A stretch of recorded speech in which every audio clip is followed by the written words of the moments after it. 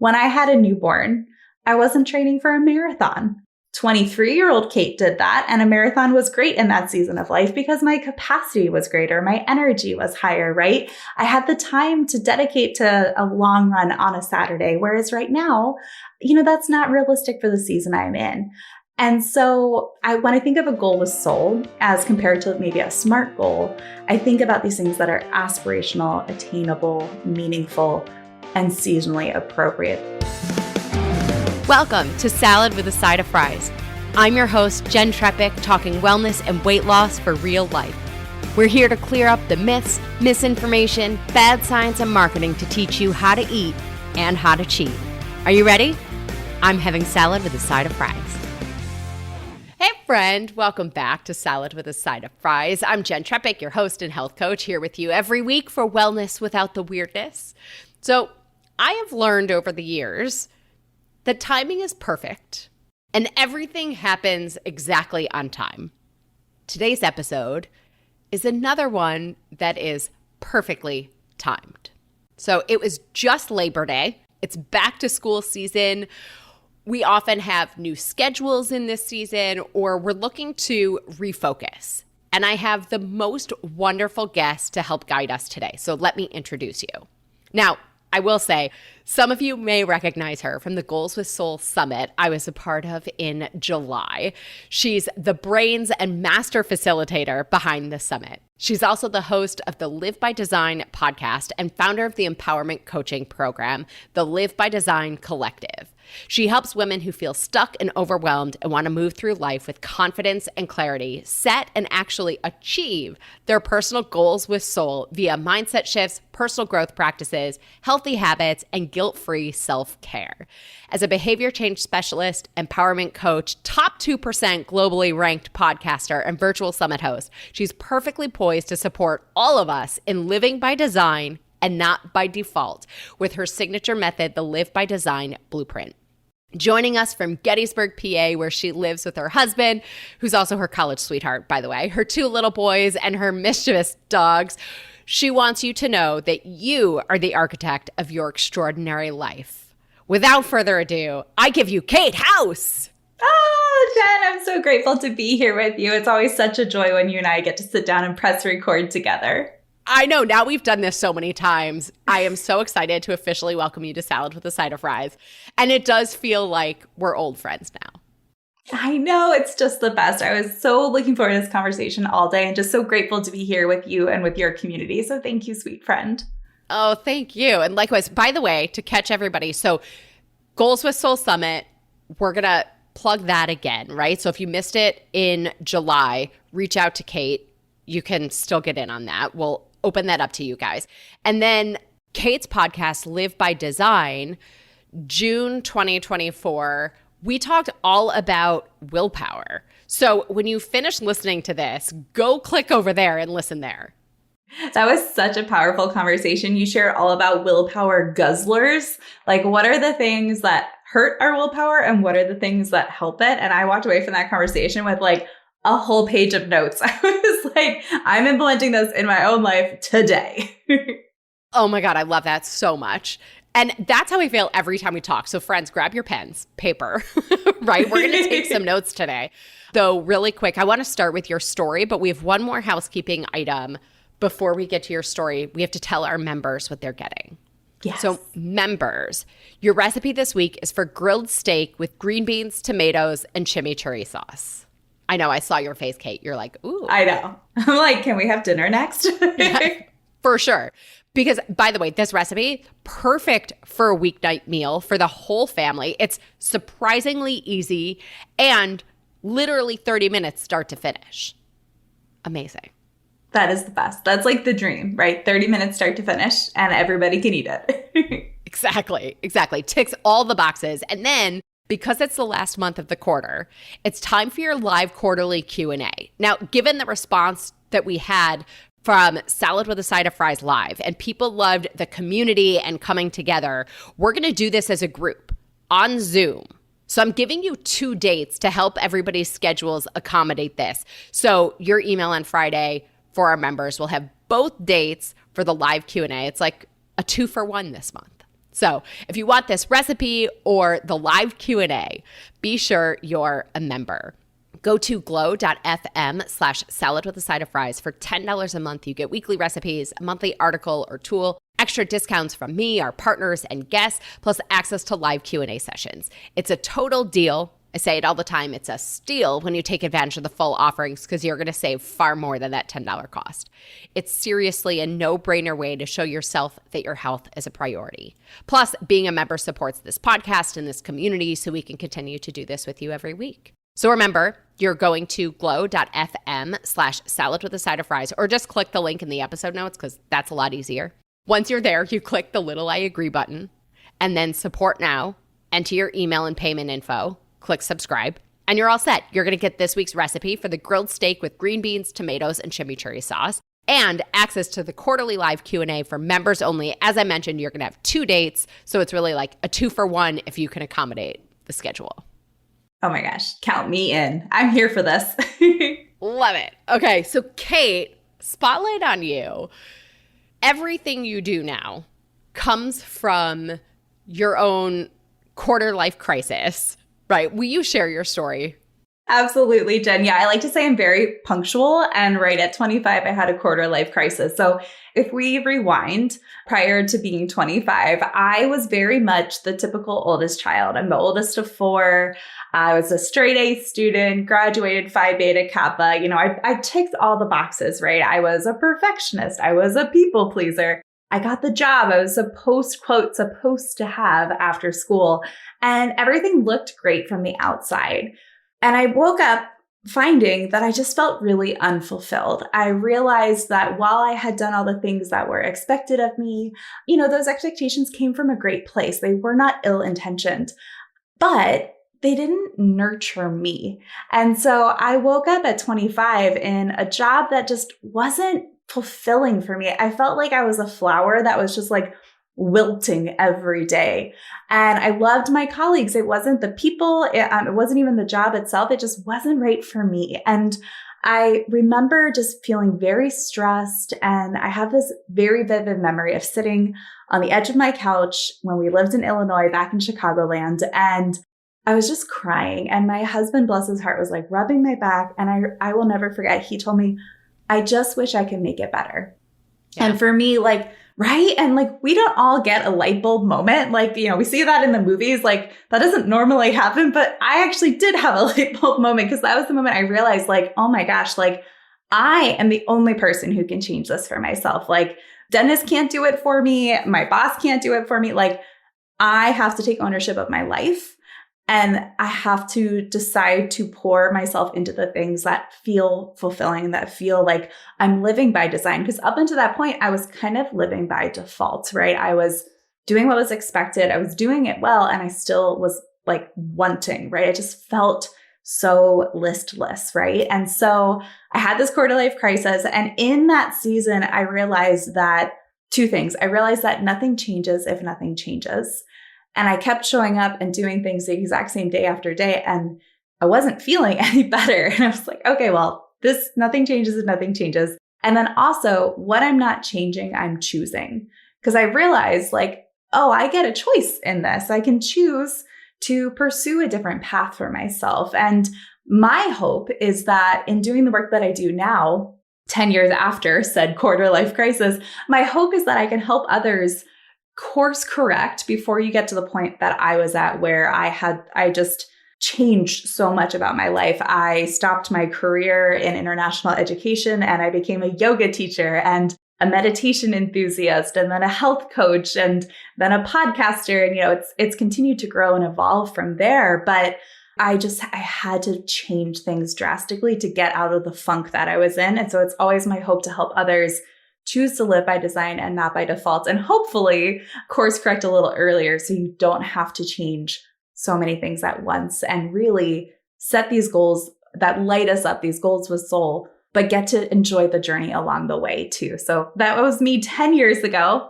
I've grown and changed so much in that time, started my family, grown a business, hosted the podcast, got to meet wonderful people like you. And I pinch myself every day. And I'm just so grateful that past Kate had the gumption to realize that something needed to change and then took action on that desire.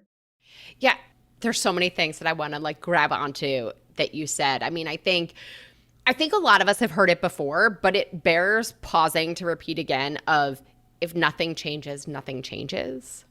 And what we don't change, we're choosing.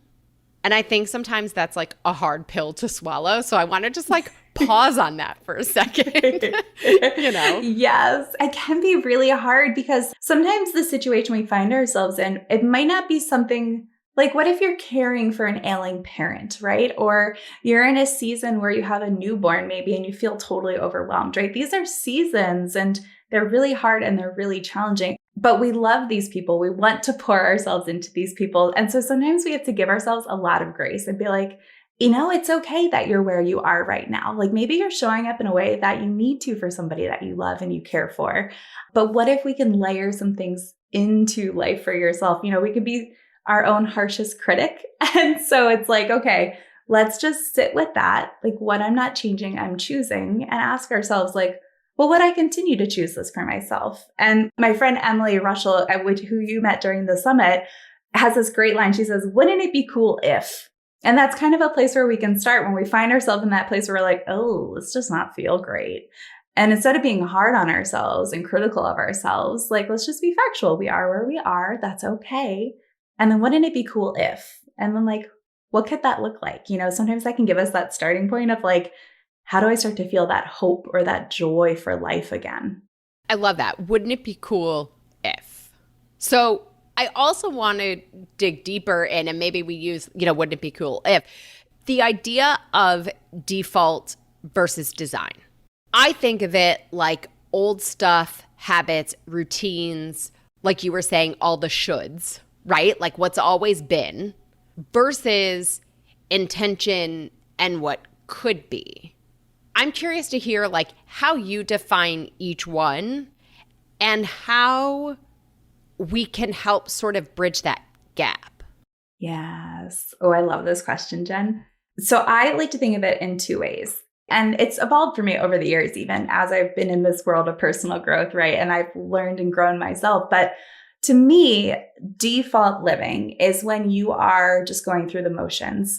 You're just making it through the day. It's the proverbial, like, I'm just treading water, right? I'm not getting anywhere. I'm not sinking, but I'm just treading water, right? And we end the day feeling just kind of unfulfilled. There was no like spark, right? We're getting things done. We're showing up and doing the things we have to do, but we don't feel that kind of joy in our day to day. When I think about living by design, I think about asking myself questions like, am I spending my time doing what feels important to me? When I think about living by design, I think about like, what is it that you like to do for fun? Like so many of us, we've become adults and we have careers or we have families. We're pouring into ourselves in all these different ways, but our time is so stretched. And we get to a point where it's like, well, what do you enjoy? And sometimes we're like, that's a great question. I don't even know where to begin answering it, right? Because it's been so long since we spent time just enjoying our time.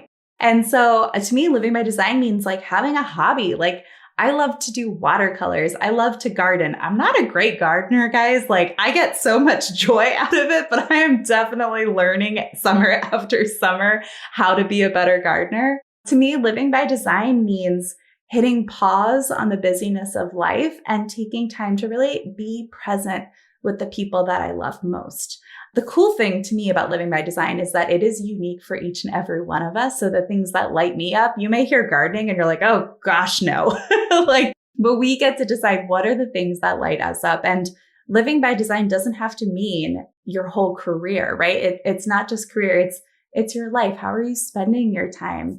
If you love your job, that's amazing. But then are there other pockets of time where maybe you pour into other pursuits or relationships? What feels important to you? And my hope is that we can slowly start to take the default from being this thing that didn't feel great in the past and reconfigure it so that the new default is actually really powerful and it reflects the intention or the feeling that you desire for yourself. So for example, my word this year is empowered. I want to feel empowered in my career. I want to feel empowered in my relationships. I want to feel empowered in my physical body, like my health and my wellness. And I've used that as a guiding light this year so that my new default, which to me now means my habits, are always reflecting the things that make me feel empowered. So a bedtime routine that helps me feel energized the next day, a movement routine that is sustainable and doable.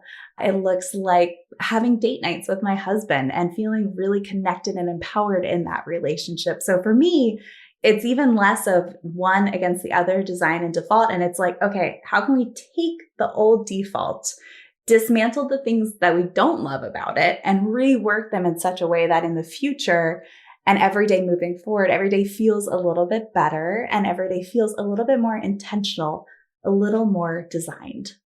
I love that. And I also appreciate the examples you gave, because even as you said this earlier, like sometimes we're in a phase of like we are taking care of other people, or there is this new, right? There are times where not every moment of every day is like exploding with rainbows, you know? And, right.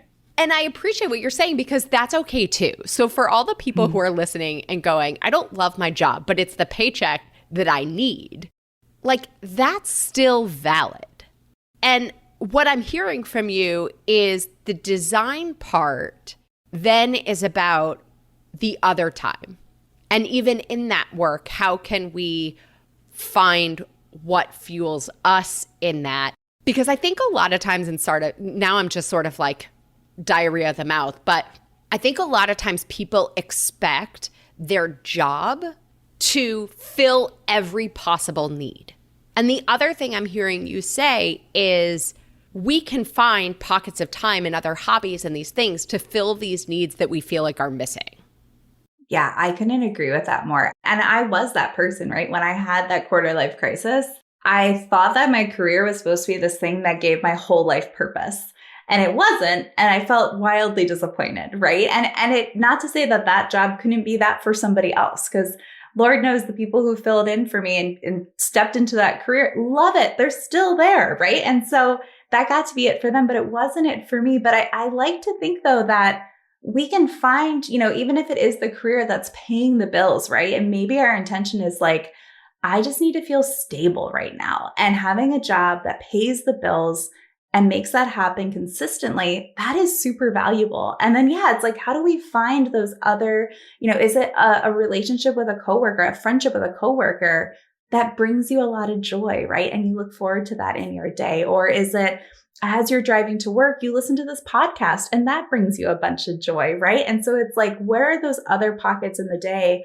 I've worked with clients where in their lunch break, they go for a walk and they listen to a moving meditation. And that brings them a lot of just contentment. And it becomes this little positive moment in the middle of their workday. But yeah, so much of it is not maybe expecting our career to be that for ourselves. And because we have so much other time. And so how can we spend that time doing what feels important? Whether the important thing is your friendships or personal growth or your physical health. You know, there's so many things we can pour into. Yeah. And even what you were saying about contentment, there's value in like even just getting to a neutral point, not even necessarily having to get to like this top of the pyramid, rainbows and butterflies. Yes, totally. And life is seasonal, right? Like it's not always that like rainbows and butterflies, right? Like me, myself in the last like 3 years have gone through a lot of challenging seasons. And even in those challenging seasons of my brother passed away unexpectedly from pneumonia a couple years ago, right? And that was like, so sorry. Oh, thank you. I know. And it's like, it's such a hard season to move through, but even in the hardness, having this idea of like, okay, how can I sit with this? How can I sit in this grief and process it and move through it, knowing that life is seasonal, that I won't be in this super hard season for forever. Now, of course, I still miss my brother every day. I think about him all the time, but I'm no longer in that season of that really stark grief, right? And sometimes I have to remind myself that in life when we go through these seasons where we're like, gosh, if I could just see one rainbow or one butterfly, right? But life is seasonal. And so time will continue to flow. And I guess I say this as encouragement for the person who's listening, who's like, well, Kate, I am in the thick of it right now. Like life is hard. Just knowing that we can start to implement some of these small things in our lives so that when we have more capacity, when we have more time, when we have the emotional space, whatever that looks like, then we can pour into it even more as that capacity expands in the future. But just knowing that, life will continue to ebb and flow. And I find a lot of comfort in that when I'm in those seasons where I'm like, if I could just see one butterfly, like that would be wonderful. Yeah. And I want to ask, because I can also hear people going, yeah, I can have moments of that. And I also hear that comparison creep up where we're trying to talk ourselves through this. And then we look around and it feels like we're the only one or everybody else has it figured out. What do you say in those moments, or how can we help ourselves not compare or minimize the comparison? Yeah. Oh, Jen, I love that question. Well, there's that saying that comparison is the thief of joy, right? And so I've tried really hard in recent years to let go of that knee-jerk reaction to compare. And if there's anything I've learned in having conversations like this for podcasting, it's that you're not alone. And I find so much comfort in that. Like if you are in a hard season, you're not alone, friend. There are so many other people in those challenging seasons. And even though you might look out and maybe you're on social media and you're like, my gosh, everybody's got their stuff together but me. I don't think so. No.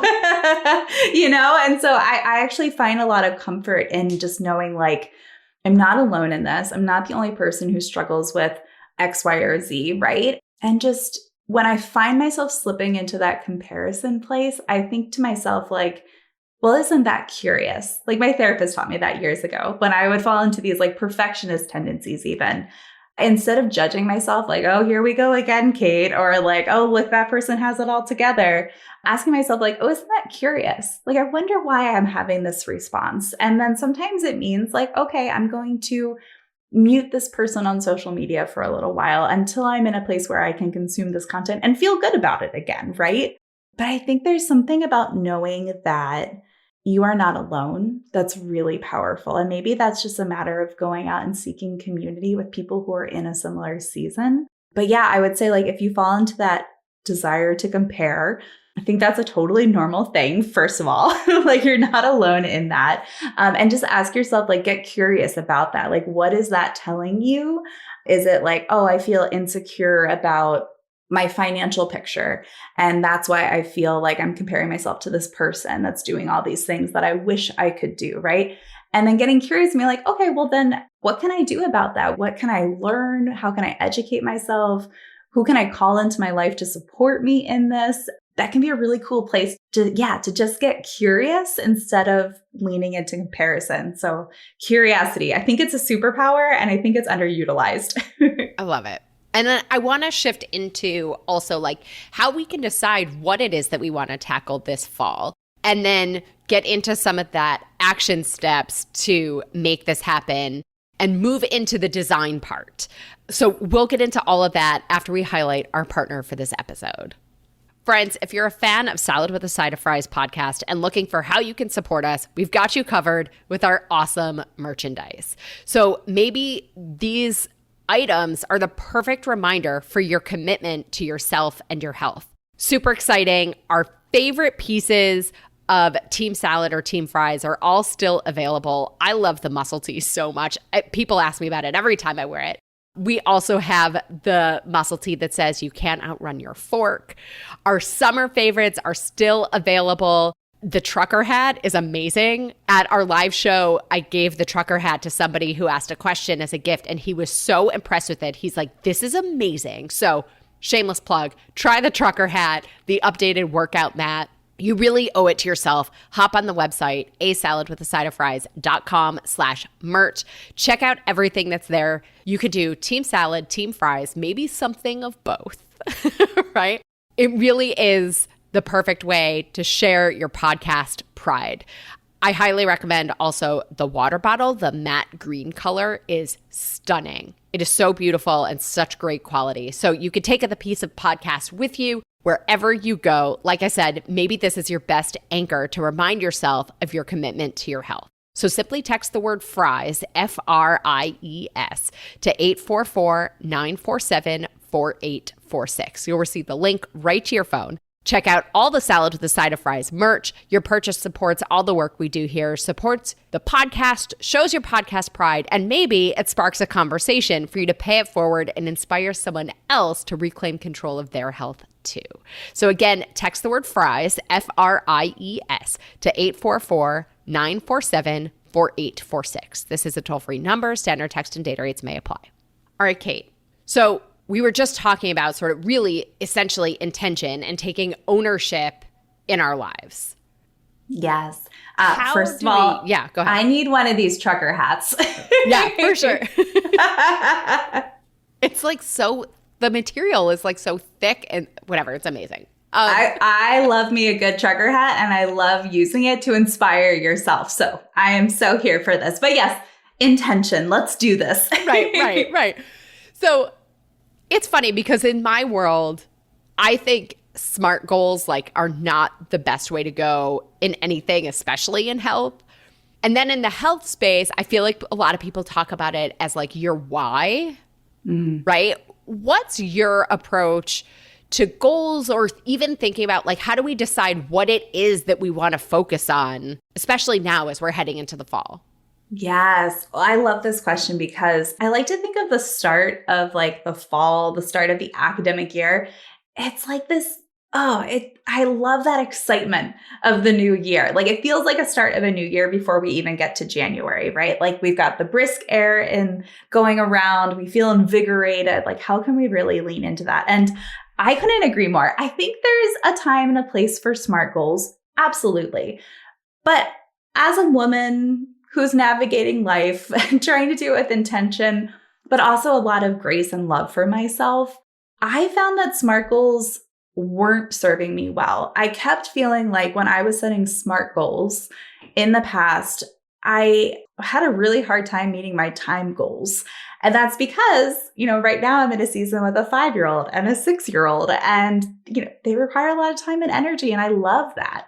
And so my goals right now take longer to achieve because I'm also parenting and doing all these other things, right? So I've created this framework, and you're very familiar with it from our Goals with Soul Summit together.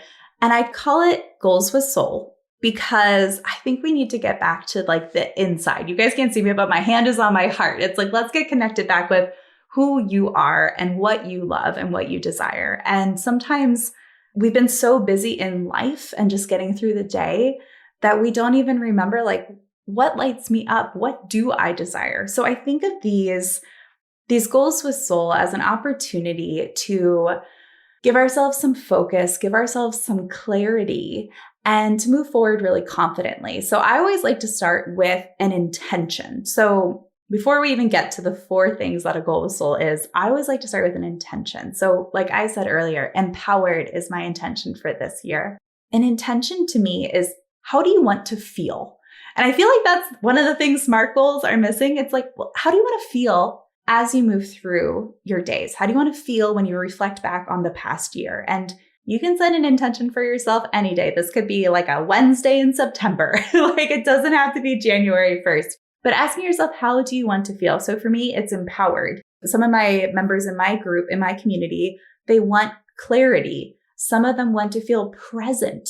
Some of them want to feel purposeful, right? So you get to choose the feeling you desire. And then as we bring that down a step, so the intention's kind of this intangible feeling, and then we bring that down into something more concrete in our goals with soul. And I like to think of a goal with soul. It's usually a 3 to 6 month kind of goal we're working with. But again, the timeline is flexible. But when I think of a goal with soul, it's 4 things. It is aspirational. And by that, I mean future Jenn can totally do this goal, but maybe current Jenn, it gives her a little bit of butterflies. But in pursuit of this goal, you become the type of woman who can achieve it. So it's achievable. It is also, or it's aspirational. It's also attainable. And these 2 things might seem like opposites, but I want you to set a goal that's attainable so that you get that success momentum from making it happen. So what is a goal that is aspirational? Future you can do it, but it's also attainable. If you show up consistently and work towards it on a daily or a weekly basis, it's something you can actually achieve, which I find to be super exciting about a goal with soul. The next thing that I like to consider when I'm setting a goal with soul is I want it to be meaningful. Now, it's a little cheesy to say that there's the word me in meaningful, but I like to be cheesy. And so I want you to think about what is a goal that is meaningful to you. It's not something you need to justify to anybody else. No one else even needs to get it. If it is something that excites you, if it's something that you're just interested in, and if it's something you just want to explore further perhaps, or try and see, is this something I'm interested in? Like, let's find out by doing, right? It just has to make sense to you. So it's meaningful. So our goal is aspirational, attainable, meaningful. And the last piece, which we kind of touched on earlier, is it's seasonal. And I don't necessarily mean like you're listening to this and it's the start of fall and like it's that season of the year. I mean, what season of life are you in? Are you an empty nester? Do you have a ton of time right now that you maybe didn't have before? Or do you work a really high demand job? Are you working 60-hour work weeks, right? That is going to impact your goal with soul because your capacity may be a little bit smaller in this season. And so when I think about it being seasonally appropriate, we're never being judgmental of ourselves. Like, I can't believe I'm in this season. It's just being like factual, right? It's setting ourselves up for success. So it's like when I had a newborn, I wasn't training for a marathon. Like 23-year-old Kate did that. And a marathon was great in that season of life because my capacity was greater. My energy was higher, right? I had the time to dedicate to a long run on a Saturday. Whereas right now, that's not realistic for the season I'm in. And so when I think of a goal with soul as compared to maybe a SMART goal, I think about these things that are aspirational, attainable, meaningful, and seasonally appropriate. So Jen, that's kind of the approach I take to setting goals. And I think this is the perfect time of year to set a goal with soul because we have, 3 to 4 months until the end of the year. And that's the perfect amount of time to feel urgency to work on it. Because when we set a goal that's like a year out, we're like, well, it's a year from now. I'll work on it next month. And then next month becomes next month. And then it becomes January again. And we're like, oh, dang, I didn't actually do that thing. And so if we set these goals that are, 3 months, 6 months, it has this sense of urgency that we want to keep working on it. There's excitement that we can build off of as we work to bring it to fruition. And then the last piece is just turning that goal with soul and thinking about how can I make this a daily or a weekly habit? That's kind of the how of it. So we have the aspiration to guide us. We have the goal with soul is really specific. And then we have our daily habit that slowly and steadily, sustainably moves us towards achieving that goal with soul and making that aspiration come to fruition. It's so interesting because as I'm listening to you walk through this, it makes so much sense. And I'm like, yeah, duh. And yet it's never how it's presented to us, and the idea of thinking about what could I do in 3 to 4 months is so much more powerful, I think, than the thing of, well, by the end of a year, by the end of 10 years, like you're saying, like there's something realistic about it. You can see that endpoint in a very different way. Yeah, totally. There's a book called The 12-Week Year, and I can't remember the author off the top of my head, but I love that book. I recommend it to everybody. Like, it's so powerful to think about these shorter time frames, but coupling it with that very attainable goal. And like I said, I'm flexible. Sometimes mine are 6 months, but yeah, there's something much more exciting about it and kind of shrinking that time frame, but making it still very doable at the same time. Yeah. And as people are thinking about this, like what's coming up in my mind are some of those things like we've talked about in our Blue Zones episode or the longevity equation of what are some of the things that always end up on the bottom of the list. And they tend to be the things that we really enjoy, the things that we feel like we never have time for, like the hobby, reading the book, focusing on connection and relationships and some of those kinds of things. And so I'd love to encourage everybody to think about what is, I hate to phrase it in this way, but I'm just going to say it, like what's missing in your equation? And let's make that, a piece of this, or maybe something that we look at from now through the end of 2024. I love that, Jen. Can we do like a real life kind of example of like how we could break it down into, please, okay. So I love this example of connection because especially with this time of year, right? We're heading into the holiday season. A lot of that is about connection, right? So if your intention is connection and being really present with the people that you're with, right? Being where your feet are. That could be an intention. A goal with soul could be, I want to spend meaningful time with 3 different people I love. And say this is like a quarterly goal, right? So we have 3 months that we're working with. Maybe it's 1 person each month. And then breaking that down further into those daily or those weekly habits, maybe that's setting a timer on your phone that goes off at 6 p.m. every night. And at 6 p.m., you send a text to somebody you care about. Hey, I'm just thinking about you. Hope you're having a great day. How are things, right? It could look like that could be the daily habit, or it could be every Sunday, you decide it's a weekly habit and you call one person that you're like, oh, this person, you never have that person that's like been on your mind. And then you call them and they're like, oh my gosh, I was just thinking of you too. And then you have this great conversation and you pick up like no time has passed. And so that's an example of like, if you desire connection, you're setting that goal with soul of meeting up with 3 people or connecting with 3 people, whatever that looks like, and then breaking that down into that more tangible step. Because that's what gets us into action, and action creates clarity. Action is what moves us forward. And I find for a lot of the women I work with, and myself included, we can get so stuck in our heads. We can plan with the best of them. And then it's the action piece sometimes that we're missing. And so it's like, how can we make the action so small that we can't not do it? So like sending that text message, giving that person a call. And then I think the key is at the end of that time frame, reflecting back. And it could be as simple as scrolling through your text and being like, look at all these people I connected with. Look at all these conversations that I had just because I poured some intention and some action into it. Yeah, by the way, you're like in my brain because action is the next thing I wanted to go to. And like, we're also so aligned because, as you know, I'm big on how do we break this down to make this as easy as possible.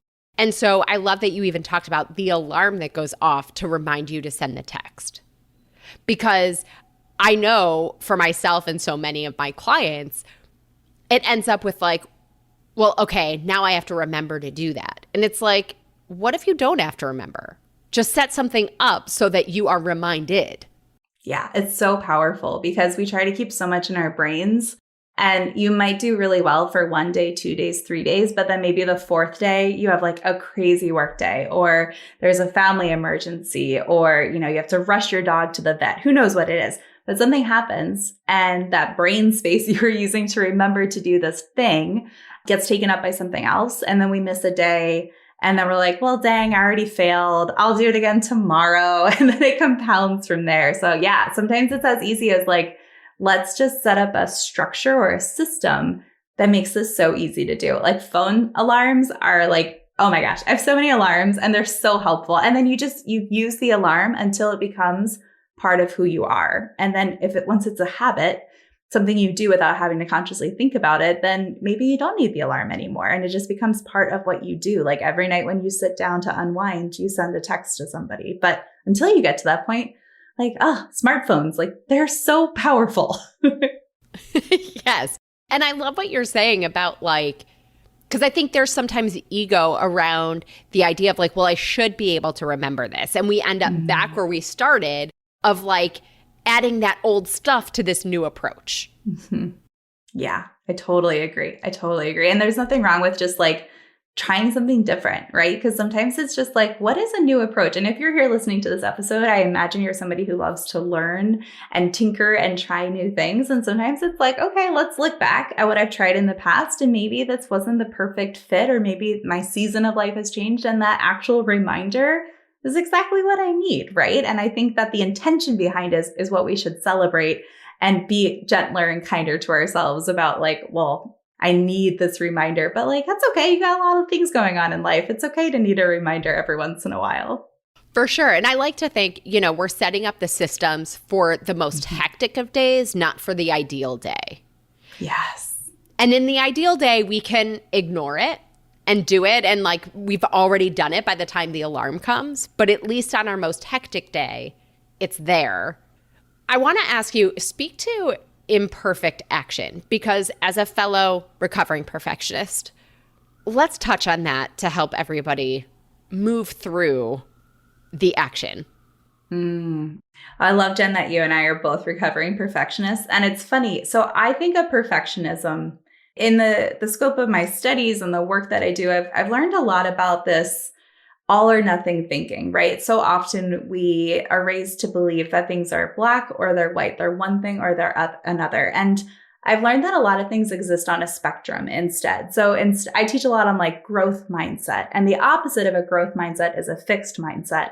And I used to think like, well, we're either one or we're the other. Whereas in reality, a lot of times we're like leaning more towards one or the other. And then maybe when life gets hard or challenging, we start to revert back to what felt comfortable in the past, and we start to lean back towards that fixed mindset, right? And I think perfectionism, for me at least, is kind of the same. It exists on this spectrum of like taking imperfect action is on one end and being stuck in perfectionism is on the other. And if I'm in a season where I feel kind of stressed or maybe I feel anxious about something, I start to lean back towards those perfectionist tendencies. And when I see that happening or I notice it happening, again, I try to approach it with curiosity. So instead of being hard on myself, like, gosh, Kate, I thought we were over this. What are we doing over here again?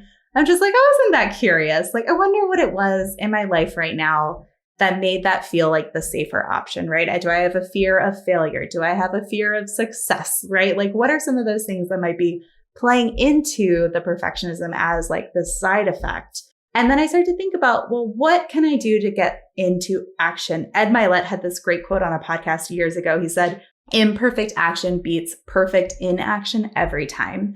And I have drawn on that quote so many times. I'm surprised I don't have it like tattooed on my body at this point, because I draw on it so often to inspire me to take action and to do it imperfectly and to be okay with the fact that I can't start something new. I can't be a beginner at something and also be a master at it at the same time, right? So I've had to learn how to be okay with being in the messy middle. So for example, like here's a very tangible example of that, like letting go of that perfectionism.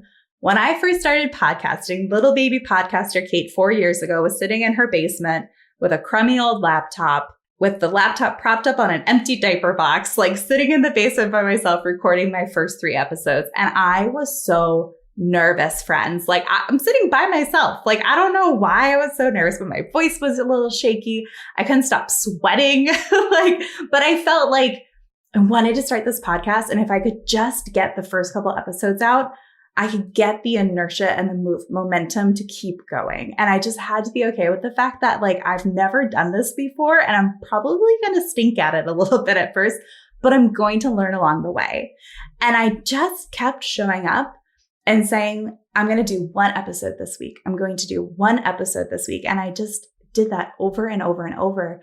And now we're over like 350 episodes in. And I love podcasting, and I can show up to a conversation like this and feel really confident and feel at ease. And I'm not trembling in my voice and I'm not sweating anymore. And that comes with taking action. And that comes from repeating the action over time and getting better at it little by little by little by little. And it started with showing up imperfectly and having really no idea what I was doing, but being okay with that and knowing that I get to learn along the way and that I don't have to have it all figured out to start, which is, I used to think I had to have the quote, perfect plan in place before I could even take action. And the older I get and the more experience I get, the more I learn that action helps me create clarity. It helps me get clear on where I want to go, how I want to proceed. And action is what creates results. And so as much as I want to plan in my little perfectionist head, all the things, sometimes you don't know what you don't know, and you just have to start taking action. And anytime there's a little roadblock or hurdle, instead of seeing it as like a stop sign, it's just like, oh, isn't this interesting?